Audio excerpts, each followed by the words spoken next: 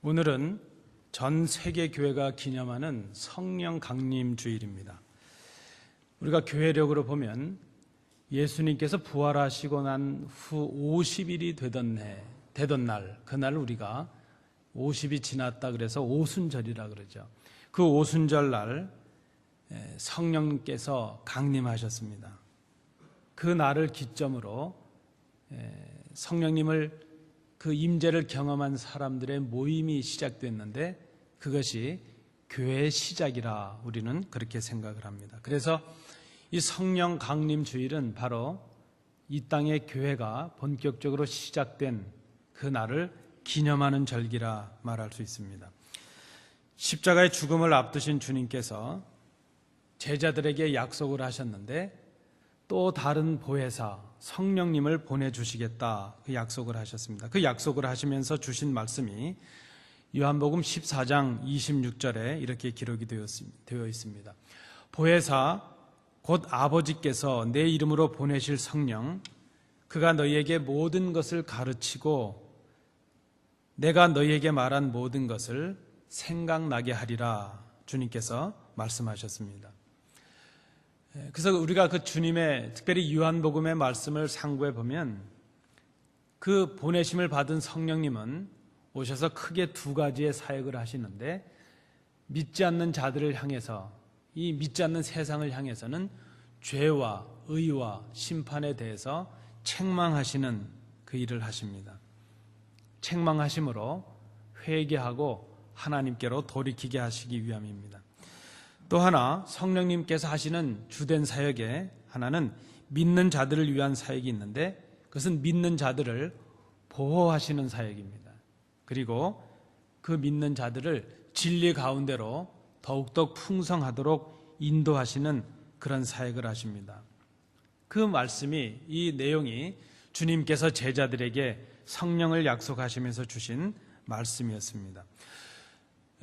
주님은 이렇게 성령을 보내실 것이라, 성령님께서 오셔서 이런 사역을 하실 것이라 하는 것을 말씀하시면서 이렇게 성령님을 보내시는 것이 바로 제자들과 우리들에게 유익한 일이다 하는 것을 말씀하십니다. 요한복음 16장 7절 말씀에 보면 그러나 내가 너희에게 실상을 말하노니 내가 떠나가는 것이 너희에게 유익이라. 내가 떠나가지 아니하면 보혜사가 너희에게로 오지 아니할 것이요 가면 내가 그를 너희에게로 보내리니 말씀합니다. 성령님께서 우리에게 오시는 이유, 우리가 성령님의 임재를 경험하게 하시는 이유, 그것은 유익을 위해서라는 것입니다. 우리의 유익을 위한 것이라 하는 것입니다. 오늘 고린도전서에서 사도 바울은 7절에서 이렇게 말씀합니다. 우리 오늘 본문 7절을 보시기 바랍니다. 각 사람에게 성령을 나타내심은 유익하게 하려 하심이라 하는 것입니다. 고린도 교회 상황에서 성령을 나타내신다 하는 그 의미가 무엇일까? 여러분, 우리가 보통 성령 받았다 이렇게 말씀하죠. 성령의 임재를 경험했다는 뜻입니다. 근데 오늘 본문에서는 성령을 나타내셨다 하는 의미로 바꾸고 있습니다. 같은 의미죠. 우리가 성령 체험했다, 성령을 받았다, 성령이 임재했다 하는 것과 성령님께서 우리에게 나타내신 바 되었다는 것은 같은 의미입니다. 그렇다면 이 고린도 교회 상황에서 성령님께서 성도들에게 나타나셨다는 증거가 무엇인가? 그 한 모습이 무엇인가 하면 개인적인 은사라는 것입니다. 성령님께서 각자에게 임하셔서 각 성도들, 그 각 개인들에게 개인적인 은사를 주셨다 하는 것이죠. 은사를 받았다는 것 자체, 그것이 곧 우리에게 성령님께서 임하셨다는 하나의 증거가 될 수 있다는 것입니다. 여러분, 은혜와 은사가 어떻게 다를까요? 은혜라는 말은 선물이라는 의미입니다. 하나님께서 우리에게 거저 주신 선물이라는 의미죠. 그러니까 넓게 보면 이 은사라는 이 개념, 이 말은 은혜라는 말에 들어가는 것이죠.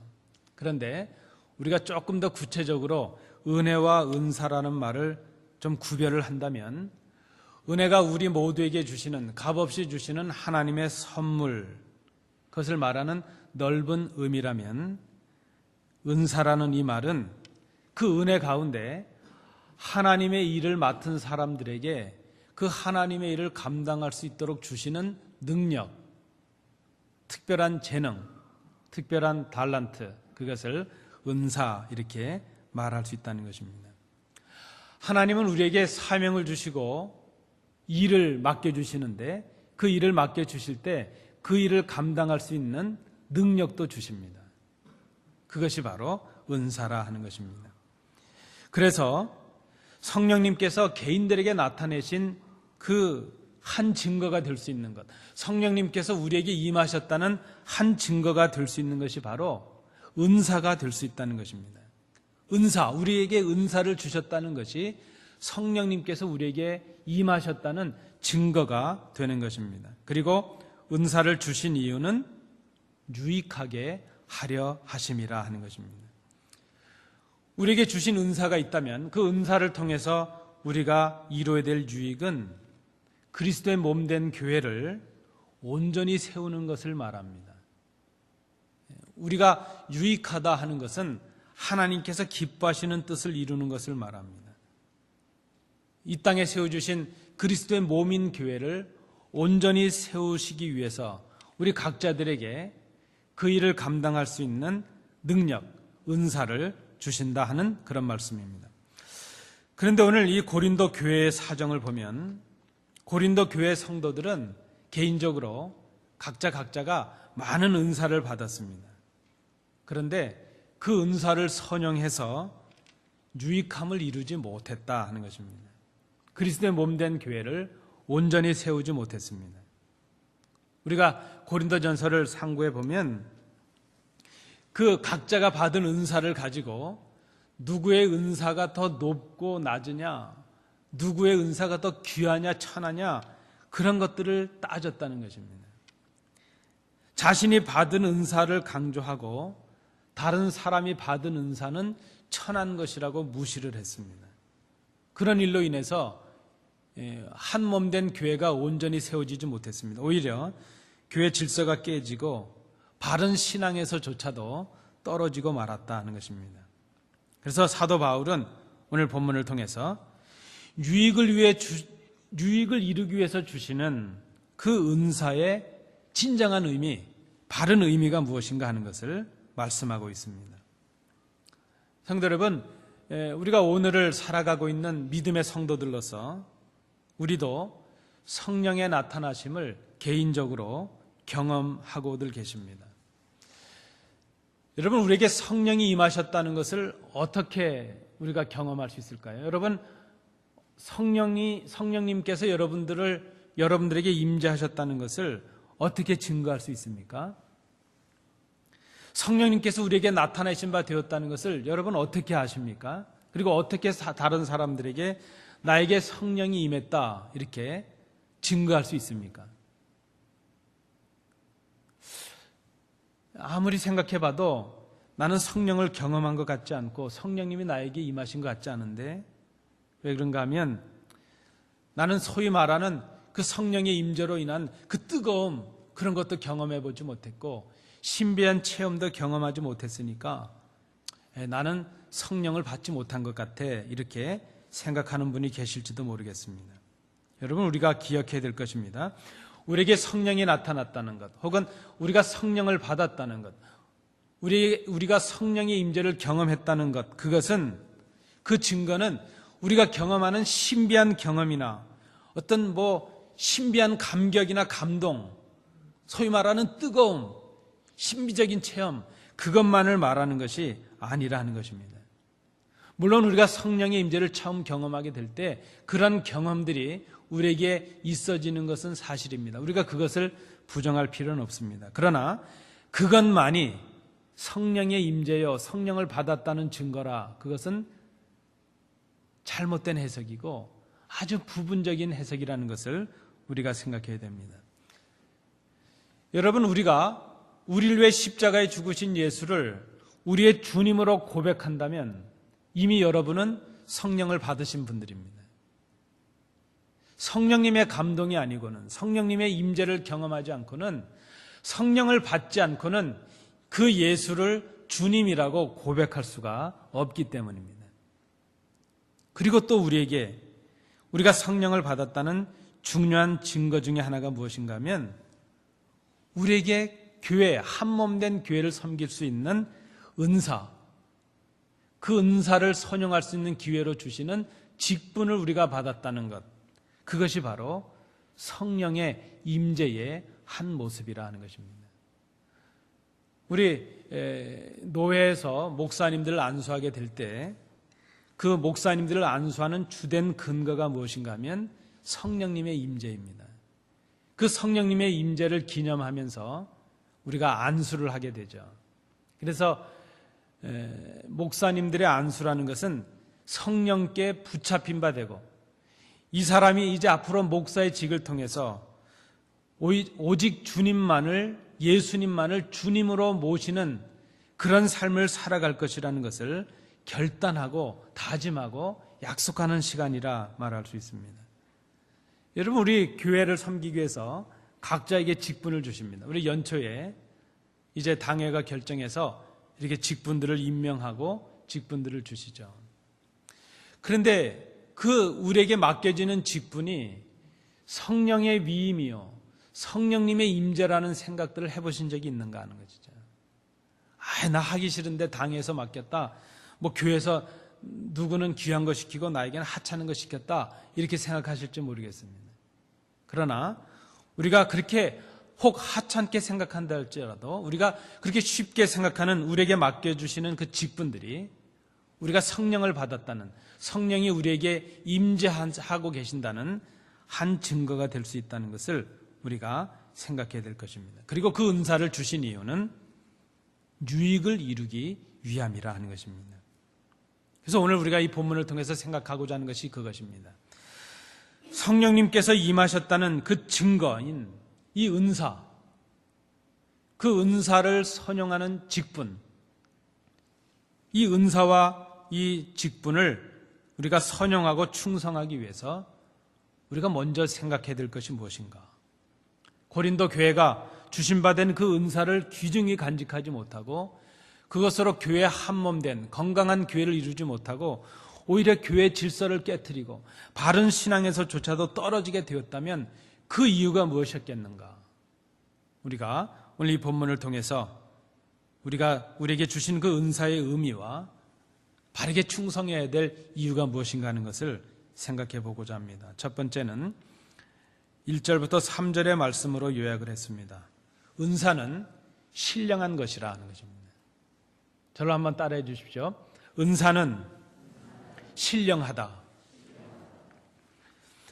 여러분, 보통 우리는 신령하다 하면 어떤 생각을 떠올리시나요? 신령하다 그러면 우리 제 어릴 때 그 어른들이 들려주시던 옛날 이야기처럼 산에 사는 산신령이 신령하지, 뭐 구름이 확 뜨면서 흰 수염을, 흰 옷을 입은 사람이 나타나서 뭐 이렇게 해주면 그것이 신령하다, 이렇게 생각을 합니다. 그래서 우리는 신령 그러면 뭔가 좀 신비적이고 상식을 뛰어넘고 좀 몽환적이고 그런 이상한 현상을 자꾸 생각하려고 합니다. 그런데 신령하다, 우리가 은사가 신령하다 하는, 이렇게 말할 때 이 신령이라는 의미는 은사를 주시는 분이 신령한 분이라는 것을 먼저 생각해야 되는 것입니다. 우리에게 주신 은사가 신령합니다. 은사가 왜 신령합니까? 그 은사를 주신 성령님, 그 은사를 허락하시는 하나님께서 신령한 분이시기 때문입니다. 그래서 신령하다 하는 것은 그 첫 출발과 소유가, 우리에게 맡기시는 그 위임이 바로 하나님께로부터 주어진 것이라 하는 그 의미가 담겨져 있습니다. 여러분, 우리가 잘 생각하셔야 됩니다. 우리에게 맡겨주시는 은사나 직분은 우리 개인들이 자신의 재능으로 만들어내거나 그저 자신의 능력으로 드러내는 그것이 아니라, 은사가 신령하다, 그것은 은사를 주신 하나님, 신령하신 하나님께서 주신 것이라 하는 것을 먼저 생각해야 됩니다. 그래서 하나님께서 주신 은사가 신령하기에 우리가 받은 이 은사는 신령한 일을 위해서 선용되어야 됩니다. 은사, 우리가 가진 이 은사가 신령하다는 또 다른 의미는 그래서 구체적으로 오늘 본문 1절부터 3절의 말씀을 통해 보면 예수님을 주로 고백하게 하는 일, 그 신령한 일을 위해서 주신 책임이라 하는 것입니다. 우리 스스로가 예수를 주로 고백하고 또 예수님을 알지 못하는 자들로 하여금 그 예수님을 주님으로 고백하게 하는 일, 그것이 우리에게 주신 은사의 이유라는 것입니다. 은사는 신령합니다. 은사를 주신 분이 신령하기 때문이요. 그 신령하신 분의 목적과 영광을 위해서 이 은사가 선용되어야 되기 때문에, 신령한 일을 위해서 선용되어야 되기 때문에 그 은사는 신령하다, 이렇게 말할 수 있다는 것입니다. 우리가 성령님의 은사를 받고 성령의 일을 하는 사람이 되었다면 우리가 이 은사를 통해서 해야 될 일이 무엇인가요?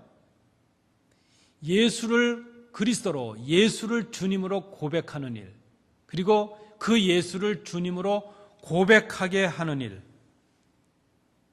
우리의 교회의 상황으로 본다면 몸된 교회의 그 머리를 그리스도로 해서 몸된 교회를 온전히 세워가는 일, 그것이 바로 신령한 일이요, 우리에게 은사를 주신 이유라 하는 것입니다. 오늘 특별히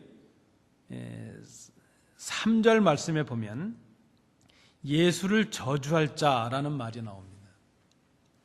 이것은 지금 좀 대조적인 표현입니다.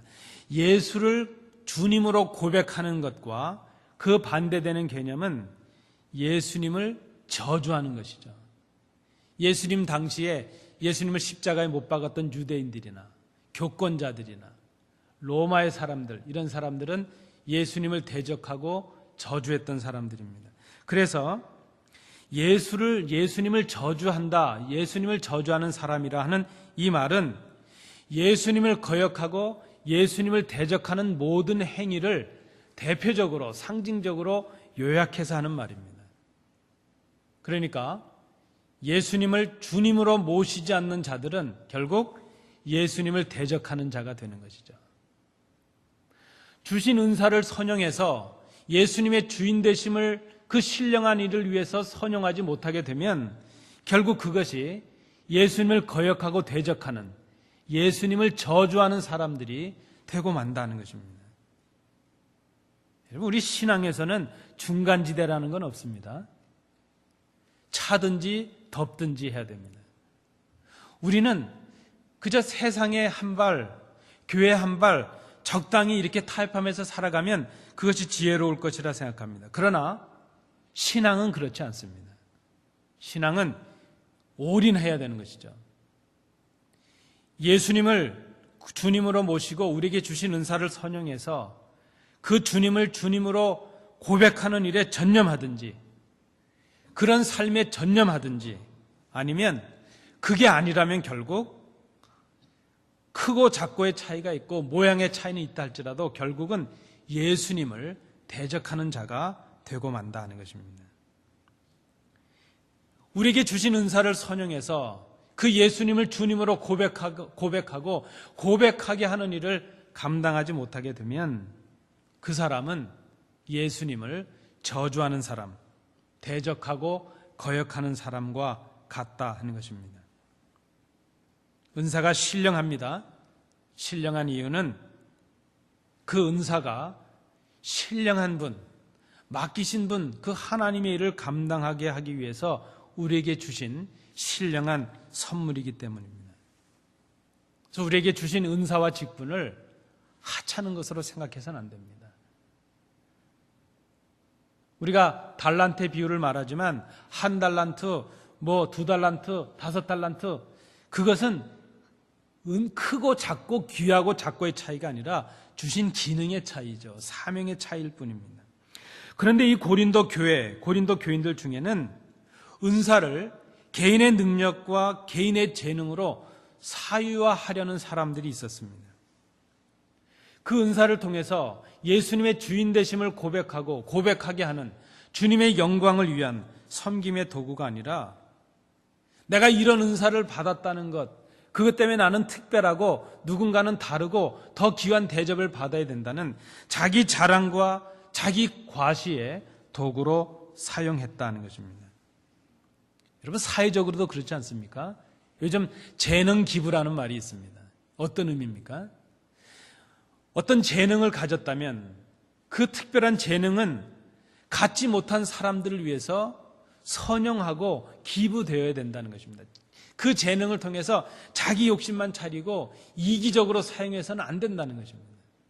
이 땅도 더불어 살아가는 사회가 아니겠습니까? 우리에게 주신 재능, 우리에게 주신 은사는 남을 업신여기라고 주는 것이 아닙니다. 내 욕심을 채우라고 주시는 것이 아닙니다.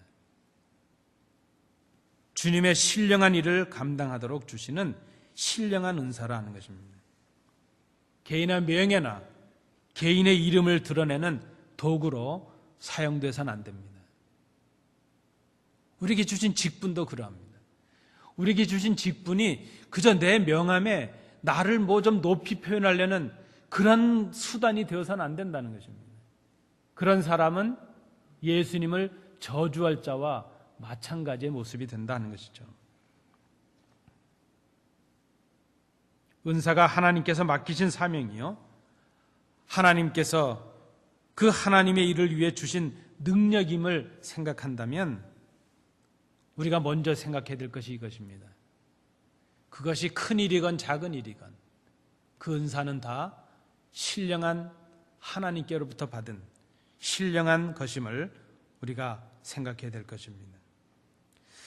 우리에게 주신 이 갖가지의 은사, 이것은 우리가 처한 교회나 가정이나 우리의 삶의 터전에서 우리에게 특별한 사명, 직분으로 나타날 수가 있습니다. 그래서 한 가정의 가장의 일, 한 가정에서 주부의 일, 그것도 우리에게 주신 사명일 수가 있고 은사일 수가 있습니다. 우리가 교회에서 맡은 크고 작은 일들이, 그 모든 일들이 우리의 은사를 선용해야 될 우리의 사명의 장소인 것을 생각해야 됩니다. 여러분, 목사, 장로, 권사, 집사, 우리에게 맡기신 이 모든 직분들 있지 않습니까? 이것들이 그 하나님의 은사를 활용하게 하시는 기회인 것을 생각해야 됩니다. 그래서 우리에게 주신 직분은 소중합니다. 특별히 우리 교회를 위해서 우리에게 맡겨주시는 그 일들이 우리 각자에게 주신 은사를 선용하기 위한 기회요 사명인 것을 깊이 생각해야 될 것입니다. 은사가 신령합니다. 말씀드린 대로 신령한 분이 맡겨주셨기 때문이요, 그 신령한 분의 뜻을 이루기 위한 신령한 일이기 때문입니다. 두 번째로 우리가 은사를 생각하면서 해야 될 생각은요, 오늘 본문 4절부터 10절에 나타나는 내용입니다. 은사는 서로 다르다 하는 것입니다. 하나님께서는 모든 믿는 자들에게 은사를 주십니다. 은사를 받지 않은 분들이 없습니다. 나 은사가 없는데, 아닙니다. 잘 보시면 우리 각자에게 하나님께서 다 은사를 주십니다. 그래서 그 은사는 고유하고 독특합니다. 비슷하지만 같은 은사가 없습니다. 한 가정, 한 공동체, 한 교회를 이루고 있는 그 공동체 안에 주시는 은사는 서로 다 다릅니다. 각자에게 고유한 은사를 주시기 때문입니다. 우리 각자 개인들이 은사가 다르다, 받은 은사가 다르다 하는 이 말은 사명이 다르다는 뜻입니다. 기능이 다르고 역할이 다르다는 것입니다. 가정도 그렇고 교회도 그렇습니다. 교회에도 목사의 사명과 직분에 따라서 기능이 다르죠. 역할이 다르고 각자 세워주신 직분에 따라서 사명이 다르다 하는 것입니다. 그래서 은사가 다르다는 것은 다양성을 말합니다. 그런데 우리는 잘못 생각할 때가 있습니다. 은사가 다르다는 것을 차별이나 차등을 말하는 것으로 생각을 하려고 합니다. 여러분, 은사는 귀하고 천하고가 없습니다. 높고 낮고가 없습니다. 제가 신학교 다닐 때 여성학이라는 교양 과목이 있었습니다. 좀 제목이 특이하잖아요. 여성학. 제가 그 과목을 수강해서 들었는데 남학생은 저밖에 없더라고요. 교수님도 여성분이고, 그때 그 교수님이 갓 시집 가신 새댁이셨어요. 이화여대 강사셨는데 신학교에 이제 강사로 오셔서 시간 강사로 해서 강의를 하셨습니다. 근데 요번에 그분이 며칠 전에 이화여대 총장으로 직선이 되셨더라고요. 그 학교를 어려움을 겪으면서 아마 그분이 인정을 받았던 것 같습니다. 근데 저는 그분을 향해서 기억나는 게 있습니다. 그 여성학을 할 때 첫 수업에서 제가 박수를 받았습니다. 남학생은 한 명도 없는데 저만 있다고 박수를 받았는데, 제가 그때 뭔 얘기를 했냐면, 교수님 죄송하지만 여성학이라는 제목이 틀렸습니다. 제가 그랬습니다. 학생들이 깜짝 놀라고 교수님이 깜짝 놀랍니다. 왜 틀렸냐? 남성학이라는 학문은 없는데 왜 굳이 여성학이라는 학문을 합니까? 이 자체가 차별이고 차등이 아닙니까? 그저 인간학 그렇게 해야지, 우리가 여성학 이렇게 말해서 뭔가 여성의 권위를 말하고 여성의 어떤 의미를 말하는 것 자체가 남성에 비해서 차등하다는 것을 인정하는 것이 아닙니까? 그분이 저를 칭찬하시고 귀하게 보셨습니다. 그러면서 하시는 말씀이, 그러나 우리가 아직 전통적으로 그저 남자를 귀하게 보고 여자를 천대하고 이런 사상 속에서 이렇게 여성학이라는 것을 제기하는 이 자체, 그 자체로 의미가 있지 않습니까? 그 얘기를 하셨습니다. 그러면서 그분이 그러셨어요. 내가 여성학을 하는 학자니까 여러분이 생각할 땐 내가 남편하고 막 싸울 것 같고 막 대들 것 같고 지지 않을 것 같고 그러지만, 나는 지금 이 강의를 마치면 빨리 가서 퇴근할 남편을 위해서 밥 준비를 할 겁니다.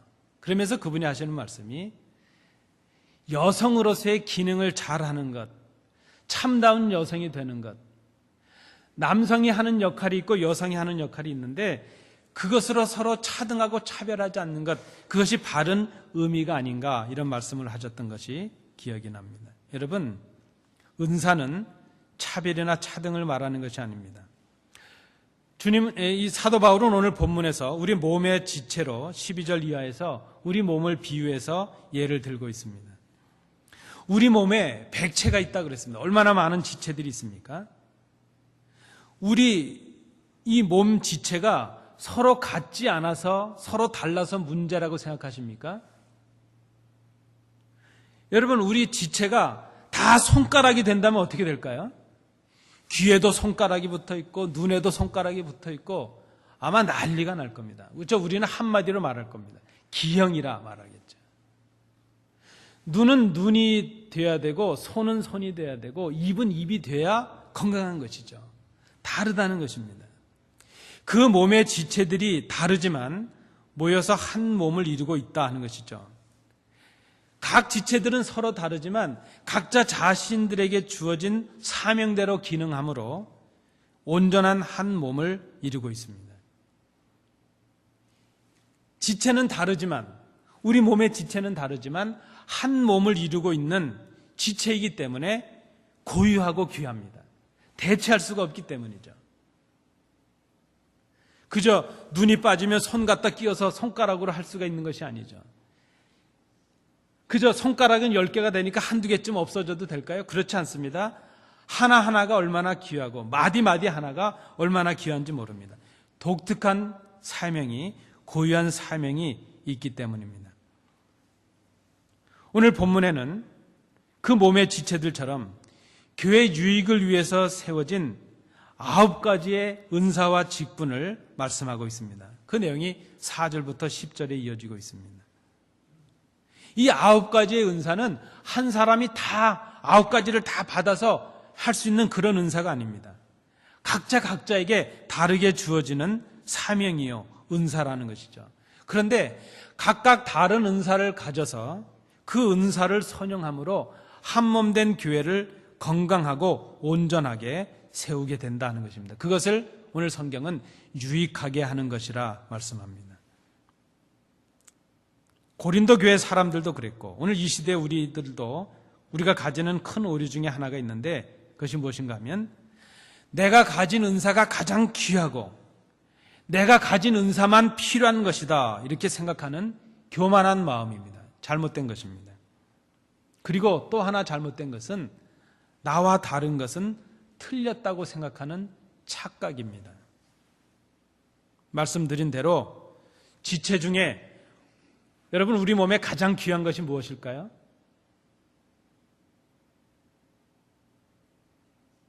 그런데 여러분 잘 생각해 보면 모든 것이 가장 귀한 것입니다. 이유는 한 가지밖에 없기 때문이죠. 대체할 수가 없기 때문입니다. 만약에 예를 들어서 우리가 눈이 귀하다고 생각하고 모든 지체가 눈이 되어야 된다 이렇게 주장하면 얼마나 어리석은 주장일까요? 모든 지체가 손과 다르다고 이 손이 말하기를 너희들은 이 우리 몸에서 손이 가장 귀한데 손이 아니니까 다 틀렸어 이렇게 생각한다면 얼마나 부끄러운 일이겠습니까? 서로 다른 사명과 서로 다른 책임을 맡았는데 서로 다르다는 것을 탓하고 있다면 얼마나 어리석은 일인가 하는 것이죠. 은사는 달라야 됩니다. 달라야 의미가 있습니다. 달라야 서로의 사명을 통해서 한 몸을 이룰 수가 있기 때문입니다. 사명이 다르고 책임이 다르다. 우리가 깊이 생각해야 될 일입니다. 마지막 세 번째로 11절부터 13절의 내용입니다. 은사는 다르지만 같은 목적을 가지고 있다는 것입니다. 목적이 같다는 것이죠. 은사는 다른데 목적이 같다. 그 이유가 무엇입니까? 은사를 맡기신 그 신령한 분의 뜻이 하나이기 때문입니다. 우리에게 이 은사와 사명을 맡기신 분이 한 분이시기 때문입니다. 그분의 뜻은 하나인데 그것은 몸된 교회에 유익을 끼치는 것입니다. 우리에게 은사를 주시는 일은 한 성령님께서 행하시는 일입니다. 그 한 성령님의 뜻을 위한 일입니다. 우리의 가정에서 혹은 우리의 직장에서 우리에게 주신 은사대로 하나님께서 기뻐하실 뜻을 이루는 것, 유익을 이루는 것, 그 목적을 위해서, 그 하나의 목적을 위해서 우리에게 은사를 주십니다. 말씀드린 대로 우리가 가진 모든 은사들이 그리스도의 몸을 이루는 지체들로서의 사명인 것을 우리가 기억해야 될 것입니다. 그 지체들은 각각 사명이 다릅니다. 그러나 그 목적은 다르지가 않습니다. 몸된 그리스도, 그리스도의 몸된 교회를 온전히 세우는 일입니다. 우리 모두가 한 몸된 교회를 이루는 각각의 지체가 되어야 됩니다. 우리가 그리스도의 몸에 속한 각각의 지체들임을 기억할 수 있어야 됩니다. 몸된 그리스도의 지체들, 그리스도의 그 뜻, 그리스도의 유익함을 드러내지 못하는 그런 은사, 그런 지체는 건강한 은사도 아니고 건강한 지체도 아니고, 지체가 건강하지 못하다는 것은 결국 몸이 건강하지 못하다는 것을 의미할 수밖에 없다는 것입니다. 그렇다면 여러분, 서로 다른 지체들이 한 몸을 세우는 목적을 위해서 해야 될 일이 무엇입니까? 연합하는 일입니다. 서로 다른 사명, 서로 다른 기능들을 가지고, 다른 은사들을 가지고 해야 될 일은 연합하는 일입니다. 제가 한번 생각해 봤습니다. 우리 몸은 어떻게 연합하고 있을까? 여러분, 호흡을 하시면서 음식을 드시면 어떻게 될까요? 어떤 분이 그런 얘기를 하시더라고요. 우리가 음식을 먹을 때는 숨을 멈춰야 된답니다. 그래야 식도가 열리고 기도가 막힌답니다. 그러니까 음식을 먹을 때는 잠시 숨을 멈추고 먹는 것이죠. 그만큼 그 음식을 소중하게 생각하고 먹으라. 이 음식을 만들어주신 분들의 그 땀과 노력을 감사하는 마음으로 먹으라는 것입니다. 근데 가끔 우리가 급하게 먹다 보면 기도가 채 막히지 않았는데 음식이 들어갈 때가 있습니다. 그래서 기도에 물이나 음식이 들어가면 어떻게 되죠? 사례가 걸리죠. 그냥 재치기를 해야 됩니다. 그게 사실은 심각한 일이더라고요. 그래서 음식을 넘길 때 다른 생각을 하거나 막 말을 잘못하고 막 급하게 하다 보면 제 기도가 닫히지 않아서 음식이 들어가면 심각한 일이, 기도가 막히면 심각한 일이 벌어질 수도 있죠. 연합하고 있지 않습니까? 음식을 넘길 때는 기도가 막히고요. 눈도 그렇지 않습니까? 이 눈동자가 귀하지만 이 눈동자를 보호하기 위해서 정기적으로 우리는 생각도 못할 때 눈꺼풀이 닫혔다 열렸다 하면서 습도를 유지해 주지 않습니까? 그렇게 보니까 눈썹이 얼마나 귀한지 몰라요. 여러분, 눈썹이 없으면요, 비가 내리면 눈으로 다 들어올걸요. 옆으로 이 결에 따라서 물이 떨어져도 옆으로 다 흘러가게 해주는 게 눈썹의 역할입니다. 그렇게 보니까 귀하지 않은 게 없습니다. 우리는 늘 손톱과 발톱을 깎아내지만 이것이 없으면 힘을 제대로 쓸 수가 없고 손가락에 애려서 견딜 수가 없을 것입니다. 우리 몸의 모든 지체가 연합하고 있습니다. 한 목적을 위해서 다른 사명을 가졌지만 연합하고 있습니다. 자신이 받은 은사만, 직분만을 특별한 것으로 생각하고 다른 직분을 무시하고 필요 없는 것으로 생각하면 한 몸을 온전히 이룰 수가 없을 것입니다. 어떤 분은 또 이렇게 생각하시죠? 나 하나쯤은 안 해도 그만이지 뭐 하는 사람 많은데 그렇지가 않다는 것입니다. 나 하나쯤은 하면서 주신 은사와 사명을 감당하지 않으면 몸된 교회는 건강할 수가 없습니다. 태화가 되죠. 팔은 건강한데 다리가 약하다거나 뭐 눈은 건강한데 귀가 약하다거나 그렇게 되면 몸의 균형을 잃게 되고 건강할 수가 없게 됩니다. 그런 교회는 건강한 교회라 말할 수가 없습니다. 마치 특정한 부분만 발달한 기형아가 되고 말 것입니다. 모든 은사가 합력하고 연합해야 온전한 몸을 이룰 수가 있다는 것입니다. 여러분, 오늘 우리가 이 말씀을 생각하면서 마지막으로 이 생각을 해봅니다. 어떻게 하면 건강한 교회, 하나님께서 기뻐하시는 온전한 교회를 세워나갈 수 있을까? 어떻게 하면 우리에게 주신 이 은사와 직분을 선용하고 이 은사를 통해서 몸된 교회를 아름다운 교회로 세워나갈 수 있을까? 먼저 생각할 것이 이것입니다. 우리에게 주신 은사와 직분, 이것이 신령한 것이라는 것을 기억하는 것입니다. 이 은사가 하나님께서 맡기신 일이요, 하나님의 일을 위한 것이라는 것을 생각해야 됩니다. 그리고 우리 은사가 다르다는 것을 인정할 수 있어야 됩니다. 다른 것이 틀린 것이 아니라는 것을 깊이 생각해야 될 것입니다. 서로 다른 사명으로 한 몸을 이루고 있다는 것을 생각해야 될 것입니다. 그리고 서로 다르지만 한 목적을 가졌음을 생각해야 됩니다. 다르기에 서로를 보완하고 서로를 섬김으로 합력하고 연합해서 한 몸을 이루는 것을 우리가 생각해야 될 것입니다. 성령님께서 우리에게 임하셨습니다. 우리가 비록 신비한 경험, 남들이 생각하는 그런 환상적인 경험은 갖지 못했다 할지라도 성령님께서 우리를 예수를 구주라고 고백할 수 있는 믿음을 주셨다면 이미 우리는 성령의 임재를 경험한 사람들입니다. 성령의 임재를 경험하고 한 몸 된 교회를 이룬 우리들에게 성령님은 각자에게 필요한 은사를 우리에게 맡기심으로 우리에게 성령님을 나타내신 바 되셨습니다. 은사를 받지 못한 사람은 한 사람도 없습니다. 이 말은 몸된 교회를 위해서 우리 모두가 필요한 사람들이요, 우리 모두가 다 사명을 맡은 책임이 있는 사람들이라는 것을 의미하고 있습니다. 성령님께서 우리에게 은사를 주셨습니다. 유익하게 하려 하심입니다. 이 은사를 깊이 생각하시는 이 아침 되시기 바랍니다. 기도합니다. 은혜로우신 아버지 하나님, 성령 강림 주일을 맞이하면서 우리에게 임하신 성령님을 생각합니다. 성령님께서 우리에게 나타내신 바 되었음을 생각합니다.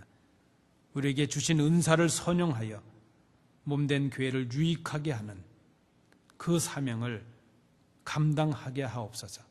우리 교회를 온전하고 건강하고 주님 기뻐하시는 교회로 세워가게 하옵소서. 예수님 이름으로 기도하옵나이다. 아멘.